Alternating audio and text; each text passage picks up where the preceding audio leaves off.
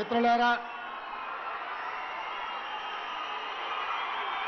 మీ ఉత్సాహాన్ని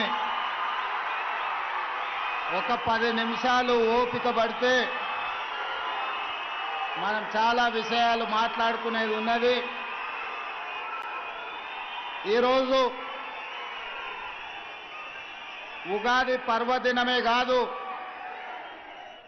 ఈనాడు ప్రతి పేదవాడికి పట్టెడన్నం పెట్టాలన్న ఆలోచన, పండుగ పూట శ్రీమంతులు తినే సన్న బియ్యం, పేదవాళ్ళు తండాలలో గూడాలలో మారుమూల పల్లెల్లో బలహీన వర్గాలతో సహా అందరూ సన్న బియ్యంతో అన్నం తినాలని ఒక మంచి సంకల్పంతో మీ అభిమాన నాయకుడు కష్టాలలో నష్టాలలో మీ కుటుంబ సభ్యుడిగా చూసి మీ గుండెల్లో పెట్టుకొని కాపాడి మీ భుజాల మీద మోసి 6 సార్లు ఎమ్మెల్యేగా, ఒకసారి పార్లమెంట్ సభ్యుడిగా, సుదీర్ఘ కాలం కాంగ్రెస్ పార్టీ తెలంగాణ అధ్యక్షుడిగా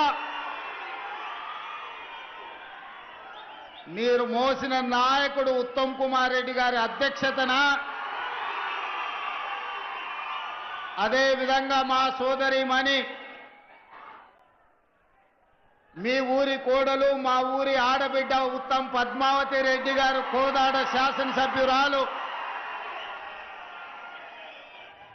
వారిద్దరి ఆధ్వర్యంలో ఉగాది పండగ పూట ఇంత అద్భుతమైన సంబరాలు నిర్వహించినందుకు ఉత్తమ్ పద్మావతి రెడ్డి గారిని, ఉత్తమ్ కుమార్ రెడ్డి గారిని 4 కోట్ల తెలంగాణ ప్రజల పక్షాన మనస్ఫూర్తిగా నేను అభినందిస్తున్న వారిని. మిత్రులారా, ఉగాది పండుగనే కాదు, మా మైనారిటీ సోదరులకు పవిత్రమైన రంజాన్ మాసం, రేపు రంజాన్ పండుగ సందర్భంగా మైనారిటీ సోదరులకు కూడా రంజాన్ శుభాకాంక్షలు తెలియజేస్తున్నా. ఈనాడు ఈ కార్యక్రమంలో నాతో పాటు ముఖ్య అతిథులుగా పెద్దలు శాసన మండలి చైర్మన్ సుఖేందర్ రెడ్డి గారు, శాసనసభ స్పీకర్ గడ్డం ప్రసాద్ కుమార్ గారు, శాసన మండలి సభ్యులు, కాంగ్రెస్ పార్టీ అధ్యక్షులు మిత్రుడు మహేష్ కుమార్ గౌడ్ గారు, అదేవిధంగా మంత్రివర్గ సహచరులు కోమటిరెడ్డి వెంకటరెడ్డి గారు, అదేవిధంగా సోదరిమణి మంత్రివర్గ సభ్యులు సీతక్క గారు, మిత్రులు మంత్రివర్గ సభ్యులు దుద్దిల్ల శ్రీధర్ బాబు గారు, అదేవిధంగా మంత్రివర్గ సహచర సభ్యులు మిత్రులు శ్రీధర్ బాబు గారు, పొంగులేటి శ్రీనివాస్ రెడ్డి గారు, అదేవిధంగా మీ అభిమాన నాయకుడు దక్షిణ భారతదేశంలోనే అత్యధిక మెజారిటీ సాధించిన యువ పార్లమెంట్ సభ్యులు కుందూరు రఘువీర్ రెడ్డి గారు, అదేవిధంగా భువనగిరి పార్లమెంట్ సభ్యులు చామల కిరణ్ రెడ్డి గారు, దేవరకొండ శాసన సభ్యులు బాలు నాయక్ గారు, అదేవిధంగా మందుల సామ్యుల్ గారు, వేముల వీరేశం గారు, మిర్యాలగూడ శాసనసభ్యులు లక్ష్మారెడ్డి గారు, అదేవిధంగా భువనగిరి శాసన సభ్యులు అనిల్ రెడ్డి గారు, అదేవిధంగా ఆలేరు శాసనసభ్యులు బీర్ల ఐలయ్య గారు, నల్గొండ జిల్లా నుంచి ప్రాతినిధ్యం వహిస్తున్న ప్రతి శాసన సభ్యుడు, నూతనంగా ఈ రోజే నాకు తెలిసి శాసన మండలి సభ్యులుగా బాధ్యత స్వీకరించిన శంకర్ నాయక్ గారు, అదేవిధంగా అద్దంకి దయాకర్ గారు, వారికి ఈరోజు ఉగాది పండుగ సందర్భంగా శాసన మండలి సభ్యులుగా మొట్టమొదటిసారి ఈరోజు వారు బాధ్యత చేపడుతున్నారు. అదేవిధంగా మిత్రులారా, సహచర మంత్రివర్గ సభ్యులతో పాటు పార్లమెంట్ సభ్యులు, శాసన మండలి సభ్యులు, రాష్ట్ర నలుమూల నుంచి వచ్చిన శాసన సభ్యులు, వివిధ కార్పొరేషన్ల చైర్మన్లు, ప్రభుత్వ ఉన్నతాధికారులు, chief secretary Shanti Kumar garu, civil supplies commissioner, principal secretary Chauhan garu, ఇతర ఉన్నతాధికారులు ఈ కార్యక్రమాన్ని ఇంత పెద్ద ఎత్తున విజయవంతం చేసి ఈ కోదాడ హుజూర్ నగర్ ప్రాంతం కాంగ్రెస్ పార్టీ కంచుకోట నిరూపించిన ప్రతి ఒక్క కార్యకర్తకు మనస్ఫూర్తిగా అభినందనలు కృతజ్ఞతలు తెలియజేస్తున్నా. మిత్రులారా, కృష్ణపట్టి ప్రాంతం దళాలకు ప్రతిష్ట. ఈ ప్రాంతం పోరాటానికి మారు పేరు. ఈనాడు నల్లగొండ గడ్డ మీద నిలబడి మనం మాట్లాడుకుంటున్నామంటే తరతరాలుగా ఈ తెలంగాణ ప్రాంతానికి ఈ ప్రాంత ప్రజలకు ఒక గొప్ప చరిత్ర ఉంది. అది ఆదిలాబాదు అడవుల నుంచి మొదలు పెడితే ఆనాడు దండకారణ్యంలో ఇంద్రవెల్లి కొండల్లో వెలిసిన కొమరం భీముడు జల్ జమీన్ జంగల్ అని చెప్పి ఆనాడు భూ పోరాటాలు చేసి నిజాంలకు రజాకర్లకు వ్యతిరేకంగా ఆనాడు వీర మరణం పొందిన ఇంద్రవెల్లి కొండల్లో ఉదయించిన సూర్యుడు కొమరం భీముడైతే అదే విధంగా ఈనాడు మీకు తెలుసు భూమి కోసం భుక్తి కోసం విముక్తి కోసం ఈ నల్లగొండ బిడ్డలు సాయుధ రైతాంగ పోరాటాన్ని నిర్మించిన చాకలి ఐలమ్మ, దొడ్డి కొమరయ్య, భీమిరెడ్డి నరసింహారెడ్డి, ఆరుట్ల కమలాదేవి, మల్లు స్వరాజ్యం, ధర్మ భిక్షం ఈ గడ్డ మీద నుంచి సాయుధ రైతాంగ పోరాటాన్ని నిర్మించి భూమి కోసం భుక్తి కోసం విముక్తి కోసం పోరాటాలను నిర్మించిన వీరుల గడ్డ ఈ నల్లగొండ గడ్డ అని నేను చెప్పదలుచుకున్నా. అదేవిధంగా మిత్రులారా, ఆనాడు రాజులకు రాజ్యాలకు వ్యతిరేకంగా కొమరం భీముడు, రామ్జీ గోండు, చాకలి ఐలమ్మ, ఆరుట్ల కమలాదేవి, ఆనాడు దొడ్డి కొమరయ్యలు, సర్దారు సర్వాయి పాపన్న గౌడ్లు ఈ ప్రాంతంలో నిర్మాణం చేసిన పోరాటాలు మనకు స్ఫూర్తి. రావి నారాయణ రెడ్డి లాంటి వాళ్ళు ఆనాడు పండిత్ జవహర్లాల్ నెహ్రూ కంటే మొట్టమొదటి పార్లమెంటులో అత్యధిక మెజారిటీతో గెలిపించిన గడ్డ ఈ నల్లగొండ గడ్డ. దేశంలోనే ఆనాడు పార్లమెంటుకు రావి నారాయణ రెడ్డిని అత్యధిక మెజార్టీతోని పంపించిన పౌరుషాల గడ్డ ఈ నల్లగొండ గడ్డ. అట్లాంటి నల్లగొండ గడ్డ మీద నుంచి దక్షిణ భారతదేశంలోనే ఈసారి పార్లమెంట్లో అత్యధిక మెజార్టీనిచ్చి మీ అభిమాని, మీ పార్లమెంటు సభ్యుని ఈరోజు నల్లగొండ బిడ్డ పోరాటాలకు ప్రతీకగా మీరు ఫలితాలను ఇచ్చారు. పెద్దలు ఉత్తమ్ కుమార్ రెడ్డి గారు ఎన్నికల కంటే ముందు మాట చెప్పింది నాకు, వచ్చేసారి కోదాడలో 1,00,000, హుజూర్ నగర్లో 1,00,000 పార్లమెంట్లో మెజారిటీ తెస్తా అంటే ఆనాడు నాకు నమ్మకం కుదరలే. ఈనాడు మిమ్మల్ని చూసిన తర్వాత ఎందుకు 1,00,000 వచ్చిందో మీరు కంకణ బద్దులై కార్యరంగంలో దిగి కాంగ్రెస్ పార్టీకి అటు కోదాడలో 1,00,000, ఇటు హుజూర్ నగర్లో ఇంకొక 1,00,000 మెజారిటీనిచ్చి 5,60,000 మెజారిటీ ఈ నల్లగొండ గడ్డ మీద నుంచి మీరు ఇచ్చిండ్రు. మీ ఉత్సాహం చూసిన తర్వాత మీ అభిమానం ఉప్పొంగుతుంటే ఇందులో నాకు చాలా ఆనందం కలిగింది. ఎందుకంటే ఈ నల్లగొండ ప్రాంతం చైతన్యానికి మారు పేరు, ఈ నల్లగొండ ప్రాంతం పోరాటాలకు మారు పేరు.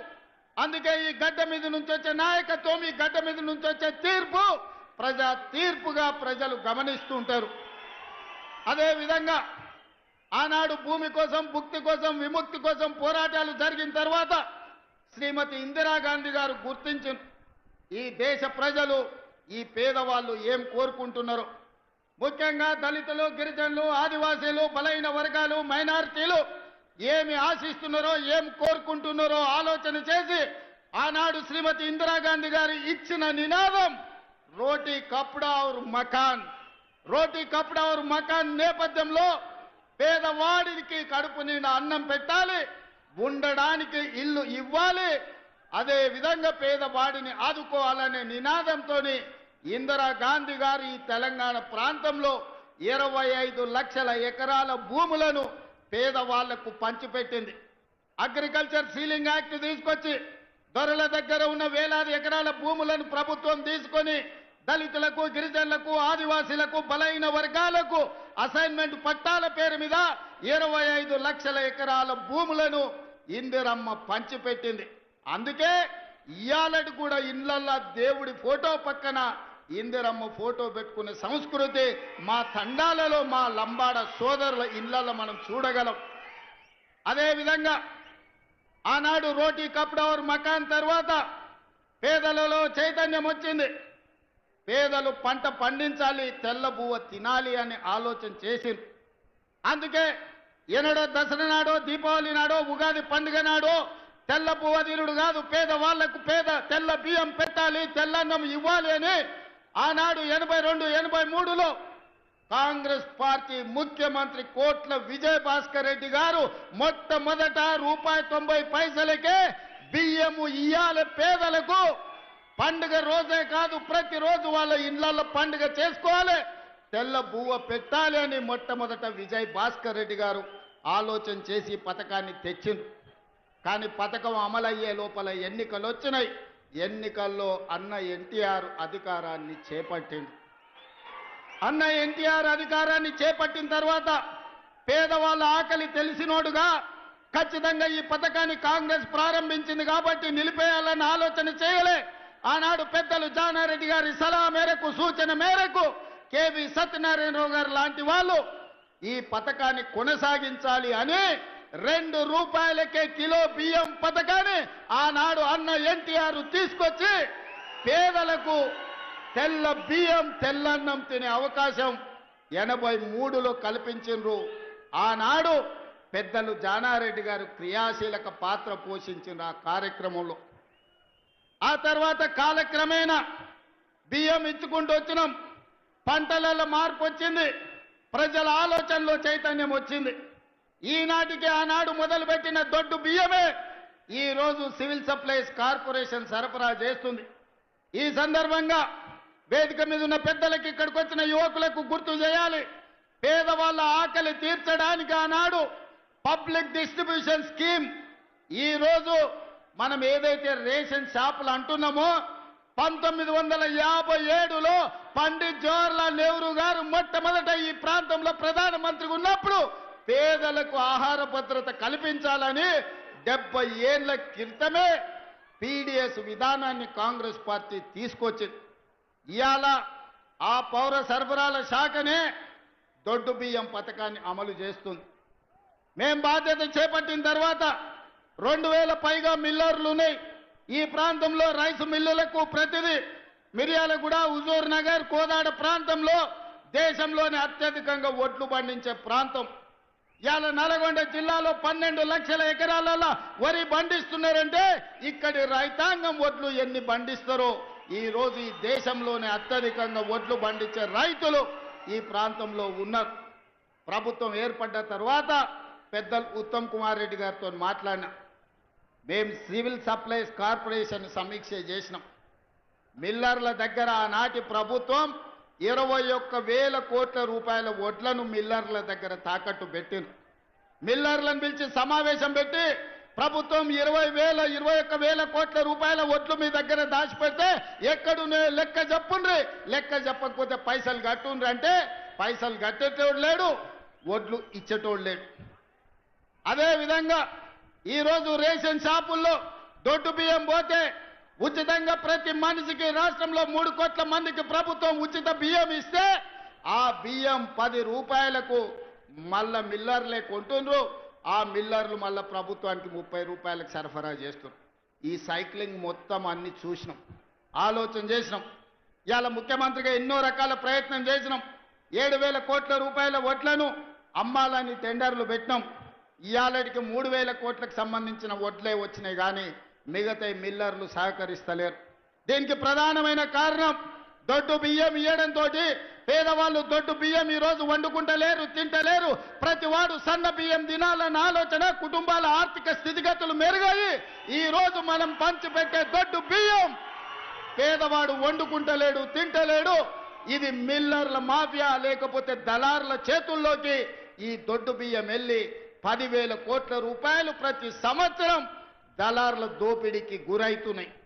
అందుకే ఆలోచన చేసిన పెద్దలు ఉత్తమ్ కుమార్ రెడ్డి గారితో మాట్లాడిన, సహచర మంత్రివర్గ సభ్యులతో చర్చించిన, బట్టి విక్రమార్క గారిని ఒప్పించిన, ఇక దొడ్డు బియ్యం కాదు, ప్రతి పేదవాడికి ప్రతి ఒక్కరికి 6 కిలోల సన్న బియ్యం ఇవ్వాలి. ఉగాదో దీపావళి సంక్రాంతి పండుగ కాదు, పేదవాడి ఇంట్లో ప్రతిరోజు పండుగ ఉండాలి, సన్న బియ్యం వండాలి, పేదవాడి కడుపు నింపాలి. ఆ బాధ్యత మేము తీసుకోవాలి. సోనియమ్మ నాయకత్వంలో ఆలోచన చేసినాం. ఇవాళ మిత్రులారా, ఇందిరమ్మ రోటీ కప్డవర్ మకాన్ తర్వాత, విజయభాస్కర్ రెడ్డి ఎన్టీ రామారావు గారి బియ్యం పథకం తర్వాత శ్రీమతి సోనియా గాంధీ గారికి ఈ దేశం రుణపడి ఉండాలి.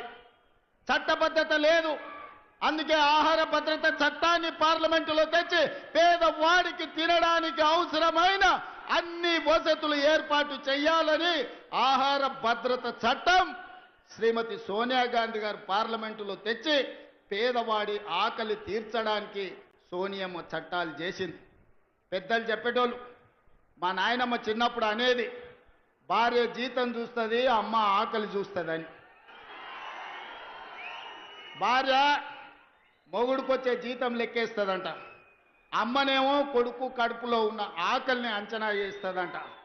ఆ అమ్మ పాత్ర సోనియమ్మ పోషించి ఈ బిడ్డలకు ఆకలి ఉండొద్దు, ఆహార భద్రత చట్టాన్ని తేవాలి, పేదవాడిని ఆదుకోవాలని సోనియమ్మ ఆహార భద్రత చట్టం తెస్తే దొడ్డు బియ్యాన్ని సన్న బియ్యం ద్వారా ఆ ఆకలి తీర్చాలని పెద్దలు మిత్రులు ఉత్తమ్ కుమార్ రెడ్డి గారు సివిల్ సప్లైస్ కార్పొరేషన్ ద్వారా ఈ రోజు దేశంలోనే మిత్రులారా 10 ఏళ్ళు మేధావుల మన్నోళ్ళు, 80,000 పుస్తకాలు చదివినోళ్ళు, తెలంగాణ మూల మూలన నరాన నాకు తెలుసు ఎవరికి తెలుసు అని అడిగినోడు 10 ఏళ్ళలో ఎన్నడన్న సన్నబియ్యం పేదోళ్ళకి ఇవ్వాలని ఆలోచన చేసిండా?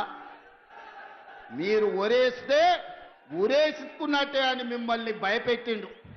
ఆయన ఫామ్ హౌస్లో 1000 ఎకరాల వరి పండించి, మిత్రులారా ఇది బాగా తెలంగాణ రైతాంగం వినాలి, ఆనాటి మాజీ ముఖ్యమంత్రి గారు ప్రజలకు విజ్ఞప్తి చేసిండు, మీరు వరి వేయొద్దు, మేము ఒట్లు కొనం, ఒకవేళ ఊరేసుకుంటే మీరు ఊరేసుకున్నట్టే అని. ఆయన చెప్పిందే నిజమైతే అదే సీజన్లో అదే పంటలో దాదాపుగా ఎర్రవల్లి ఆయన ఫామ్ హౌస్లో 1000 ఎకరాల ఒట్లు పంపిస్తే కావేరి సీడ్స్ అనే కంపెనీ 4,500 రూపాయలకు క్వింటాలు ఆయన ఫామ్ హౌస్లో పండించిన ఒడ్లు కొన్నారు. మిత్రులారా, నేను ఇది అధికారికంగా ఆరోపణ చేస్తున్న వారి మీద.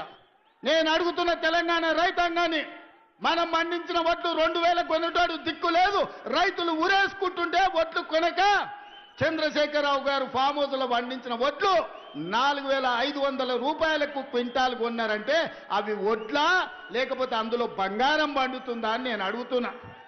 దొరగారి ఫామ్ హౌస్లో పండితే 4,500లకు అమ్ముకుంటాడు, మన దళితులు గిరిజనులు పండిస్తే ఒడ్లు కొనేటోడే లేడు.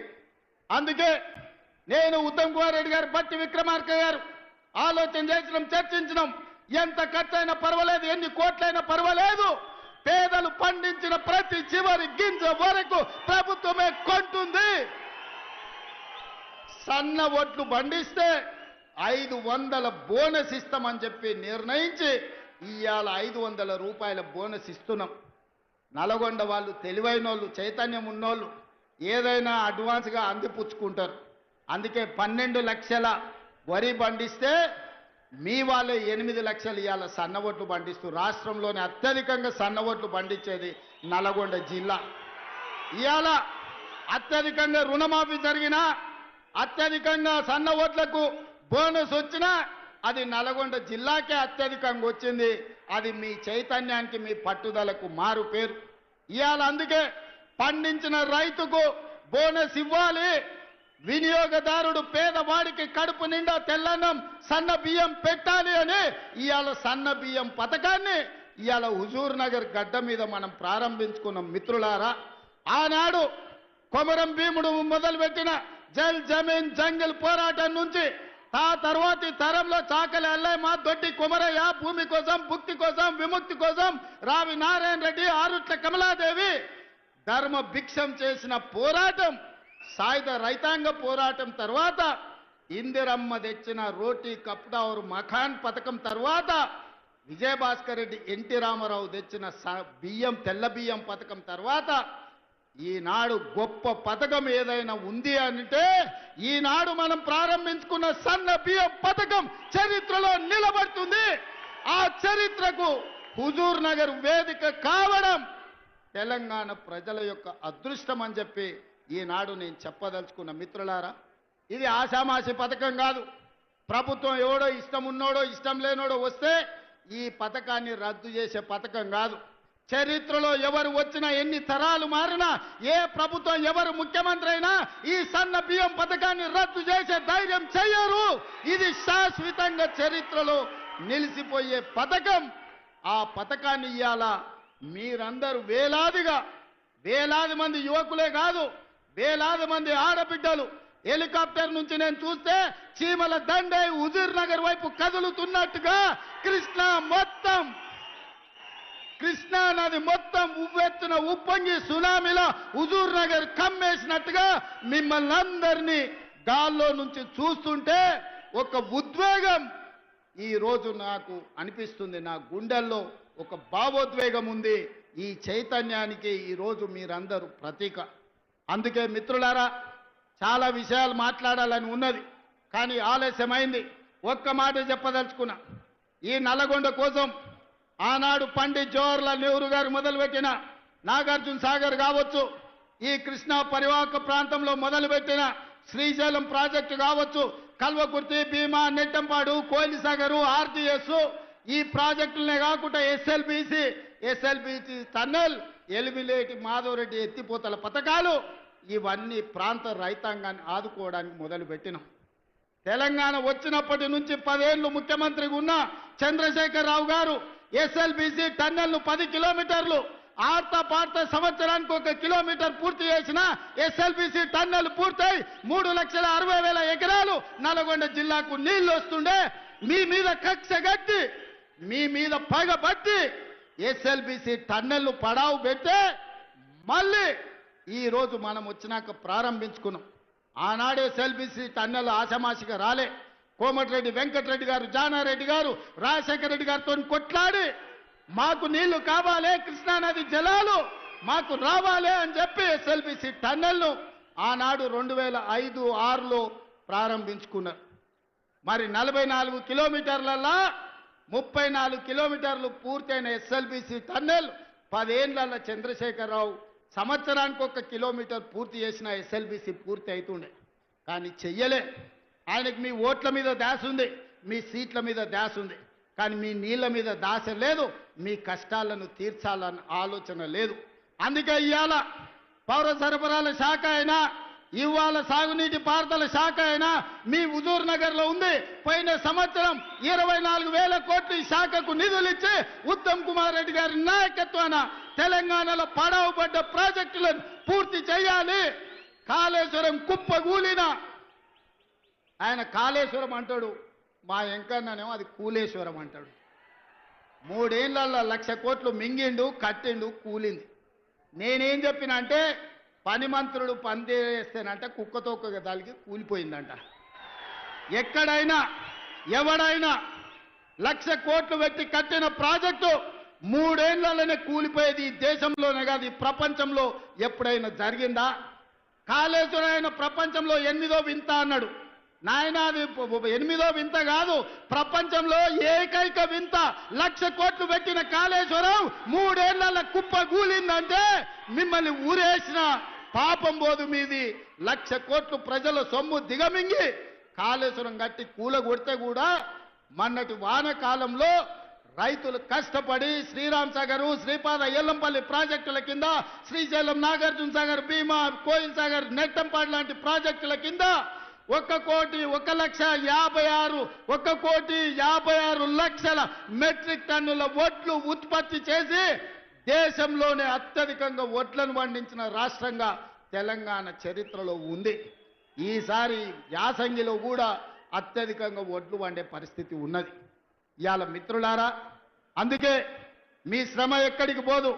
నేను ఇవాళ ఉదయం పంచాంగం సందర్భంగా చెప్పిన మా ఆలోచనలో లోపం లేదు.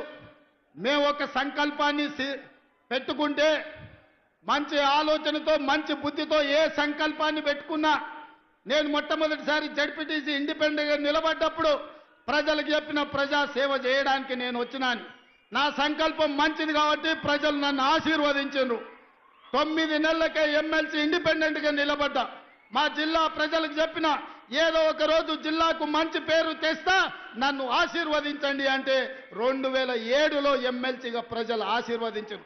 2009లో ఎమ్మెల్యేగా, 2014లో ఎమ్మెల్యేగా, 2018లో చంద్రశేఖరరావు కక్ష గట్టి ఇల్లు తలుపులు బద్దలు కొట్టి పోలీసుల్లో నిర్బంధిస్తే పోలీసులను పెట్టి గెలిస్తే 3 నెలలు తిరిగే లోపలనే ప్రపంచంలోనే పెద్ద పార్లమెంట్ అయిన మల్కాజ్గిరిలో ఆశీర్వదించి ఎంపీగా ఢిల్లీకి పంపిస్తే సోనియమ్మ ఆశీర్వదించి పిసిసి అధ్యక్షుడిగా తెలంగాణ రాష్ట్రానికి పంపించింది. ఆ పిసిసి అధ్యక్ష పదవి మీ ఆశీర్వాదం ఇవాళ తెలంగాణకు ముఖ్యమంత్రిని చేసి నిలబెట్టింది. 2006లో జడ్పీటీసీగా మొదలుపెట్టిన నేను 2023 లోపల తెలంగాణ రాష్ట్రానికి ముఖ్యమంత్రి అయినంటే మా సంకల్ప బలం గొప్పది.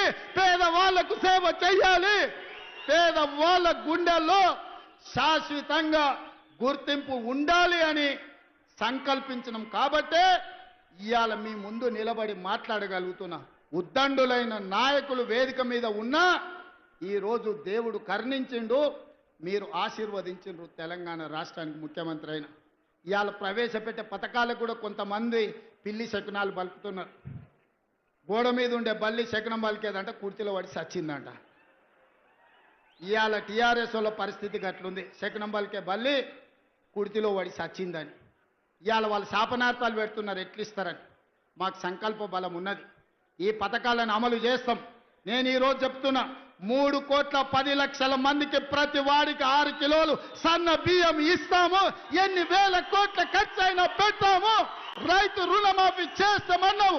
25,35,964 మందికి 20,617 కోట్ల రూపాయలు రైతు రుణమాఫీ మొదటి 10 నెలల్లోనే మేం చేసినాం. 10 ఏళ్లలో చంద్రశేఖరరావు పండ్లకి ఇచ్చుకుంటా 16,000 కోట్లు చేశాడు. నాకు నీకు పోలికేంది? నందికి పందికున్నంత తేడా ఉంది. నాతో పోల్చుకునేదేంది? నువ్వు ఎగగొట్టిన రైతు బంధు పథకం 7,625 కోట్లు ప్రభుత్వం ఏర్పాటు చేసిన మొదటి 3 నెలల్లోనే ఆయన రైతులకు పంగనామం పెడితే 7,625 కోట్ల రూపాయలు రైతు బంధు పథకాన్ని మొదటి భాగాన్ని రైతుల ఖాతాలో వేసినాం. ఇవాళ రైతు భరోసా 10,000 నుంచి 12,000కు పెంచి ఇవాళకి 5,000 కోట్ల రూపాయలు రైతుల ఖాతాలో వేసినాం. తొందరలోనే మిగతా 4,000 కోట్లు కూడా వేసి ప్రతి సంవత్సరం రైతు భరోసా పథకం కింద పేదలకి 20,000 కోట్ల రూపాయలు పంచి పెడతాం. ఇవాళకి రైతు రుణమాఫీ కింద 21,000, రైతు భరోసా కింద 12,000, 33,000 కోట్ల రూపాయలు 15 నెలల రైతుల ఖాతాలో నగదు బదిలీ చేసి రైతుల గుండెల్లో శాశ్వతంగా ఇందిరమ్మ పేరు, సోనియమ్మ పేరు ఉండేటట్టు ఈరోజు చర్యలు చేపట్టినాం. సన్న ఓట్లకు ఉత్తమ్ కుమార్ రెడ్డి గారు 1,200 కోట్ల రూపాయల బోనస్ ఇచ్చిండు. ఒక రోజు వెనక ముందైనా గతంలో మీకు తెలుసు, మిల్లుల కాడికి పోయినా తాలు పేరు మీద, తౌడు పేరు మీద, తుట్టి పేరు మీద, తడి పేరు మీద క్వింటాల్కు 10 కిలోలు దండి కొట్టేది. ఇవాళ ఎవరినైనా 1 కిలో దండి కొట్టమని ఉత్తమ్ కుమార్ రెడ్డి గారు వస్తే తీసి బొక్కలేపిస్తా అని చెప్పిండు. ఇవాళ రైతు తీసుకెళ్లిన ధాన్యాన్ని ఎవరైనా తూకం పెట్టి కొనుక్కునే పరిస్థితి. ఆనాడు 3 నెలలైనా పైసలు వచ్చేది కాదు. ఈరోజు 3 రోజుల్లోనే మీ ఖాతాలలో నగదు పడుతుంది. అందుకే ఈ ప్రభుత్వం మీ నాయకుడు ఉత్తమ్ కుమార్ రెడ్డి గారి నాయకత్వంలో ఇది ఒక పక్కన సాగునీటి ప్రాజెక్టులు, రెండో పక్కన పౌర సరఫరాల శాఖ సన్న బియ్యం పథకాన్ని పక్కడబందీగా అమలు చేసి శాశ్వతంగా పేదవాళ్ళని ఆదుకునే కార్యక్రమం తీసుకుంటాం. ఆ ఆదుకునే కార్యక్రమం హుజూర్ నగర్ గడ్డ మీద నుంచి ప్రారంభించి మీరందరూ వేలాదిగా తరలి వచ్చి ఉత్తమ్ పద్మావతి రెడ్డి గారిని, ఉత్తమ్ కుమార్ రెడ్డి గారికి అండగా నిలబడి ఈరోజు తెలంగాణకు మొత్తం ఈ ప్రాంతం కాంగ్రెస్ కంచుకోట, వారి కుటుంబానికి అదేవిధంగా ఎన్ని చెప్పినా ఉత్తమన్న చిట్ట అందిస్తూనే ఉన్నారు. వచ్చిన ఎంబడే 2012లో మొదలుపెట్టిన హౌసింగ్ స్కీమ్ 2,100 ఇండ్లకు వచ్చి కూర్చొని 60 కోట్లు వసూలు చేసి ఇవాళ ఇండ్లు చూపించిన సంతోషమైంది. అదేవిధంగా అగ్రికల్చర్ కాలేజ్ ఉత్తమ్ కుమార్ రెడ్డి గారు అడుగుతున్నారు. ఇంకా వారు అడిగినాక కాదనేదే ఉంది. వారు అడిగినాక మీ అభిమానం చూసినాక ఇంతసేపైనా మీరు స్వచ్ఛందంగా వచ్చిన తర్వాత అగ్రికల్చర్ అంటేనే హుజూర్ నగర్, కోదాడ, ఈ ప్రాంతంలో ఉన్నది, మిర్యాలగూడ ప్రాంతంలో. అందుకే ఇక్కడికి అగ్రికల్చర్ కాలేజ్ ఇవ్వడమే కాకుండా మా BLR young India integrated residential school అడిగిండు, వారికి కూడా 200 కోట్ల రూపాయలతోని రెసిడెన్షియల్ స్కూల్ కాలేజీని కూడా వారికి కూడా మంజూరు చేస్తున్నాం. అడ్వాన్స్డ్ టెక్నాలజీ సెంటర్ మా పద్మక్కకు కోదాడకు కూడా ఇయ్యదలుచుకున్నాం. అదేవిధంగా అడ్వాన్స్ టెక్నాలజీ సెంటర్ కూడా కాగితం ఇచ్చిండు లక్ష్మారెడ్డి, తప్పకుండా ఇస్తాం. అదేవిధంగా మిగతా కొన్ని అడిగిండు, ఒక్కసారి ఇవన్నీ లెక్కలు చూసుకొని వీటి మీద మళ్ళీ మొత్తం హుజూర్ నగర్ అన్ని ఇన్నే చెప్తే మిర్యాలగూడలో మళ్ళీ లక్ష్మారెడ్డి మీటింగ్ పెట్టాడు. మిర్యాలగూడలో లక్ష్మారెడ్డి మీటింగ్ పెట్టినాకనే మిగతా అన్నీ ఆడుకొచ్చి చెప్తా. ఎంకన్నా ఇంకో సిట్ అందిస్తున్నాడు. దేవరకొండ కూడా బాలు నాయక్ మంచి మిత్రుడు. దేవరకొండ మా పక్కనే ఉంటుంది, మా కానుకొని ఉంటుంది అవతల అచ్చంపేట నుంచి. మా చుట్టాలంతా అన్నే ఉండరు. అవునా? రఘువీరెడ్డి తాత ముందు అక్కడి నుంచి ఎమ్మెల్యే ఉండే నారాయణ రెడ్డి గారు గుర్తుంది కదా మీకు అందరికీ.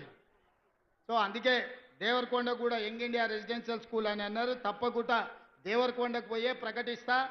మిగతా అన్నీ ఇంకా అన్ని చూస్తా చూస్తా. ఏదేమైనా నేను ఒక్కటే మాట చెప్పదలుచుకున్నా. 5 ఏళ్ల కోసం ఎన్నికైన ప్రభుత్వం 15 నెలలని చేయగలిగిన అన్ని చేసినాం, భవిష్యత్తులో కూడా ఇంకా చేస్తాం. ఇవాళ వాళ్ళు ఎట్లన్నా చేసి కాళ్ళలో కట్టెబెట్టి కింద పడేయాలని చూస్తారు, కానీ ఇది ఎవరు అంత ఆషామాషిగా లేరు. ఒకవేళ నాయకులు కొంచెం అట్లా ఇట్లా ఉన్నా మా కార్యకర్తలు అట్లా లేరు, పట్టుదలతో ఉన్నారు, చైతన్యంతో ఉన్నారు. ఎవరైనా ఏమైనా ఎక్కడైనా టీఆర్ఎస్ ఓడో ఇంగోడో మన కాళ్ళల్లో కట్టె పెట్టాలనుకుంటే వాళ్ళ కళ్ళల్లో కారం కొట్టడానికి మీరందరూ సిద్ధంగా ఉన్నారు. నాకు నమ్మకం ఉంది. మీ శక్తితోని, మీ యుక్తితోని, మీ పోరాటంతో, మీ సంకల్పంతో ఈనాడు తెలంగాణలో ప్రజాపాలన వచ్చింది. ఈ ప్రజాపాలన ప్రగతి బాట వైపు నడుస్తుంది. మీరు అండగా ఉండండి. 10 ఏళ్ళు ఈ తెలంగాణ రాష్ట్రాన్ని అద్భుతమైన రాష్ట్రంగా దేశానికే నెంబర్ 1 ఉండే విధంగా తీర్చిదిద్దే బాధ్యత మేము తీసుకుంటామని తెలియజేస్తూ మీ అందరి దగ్గర సెలవు తీసుకుంటున్నా. ధన్యవాదాలు మిత్రులారా. 3 రంగుల జెండా బట్టి సంగమోలే కదిలే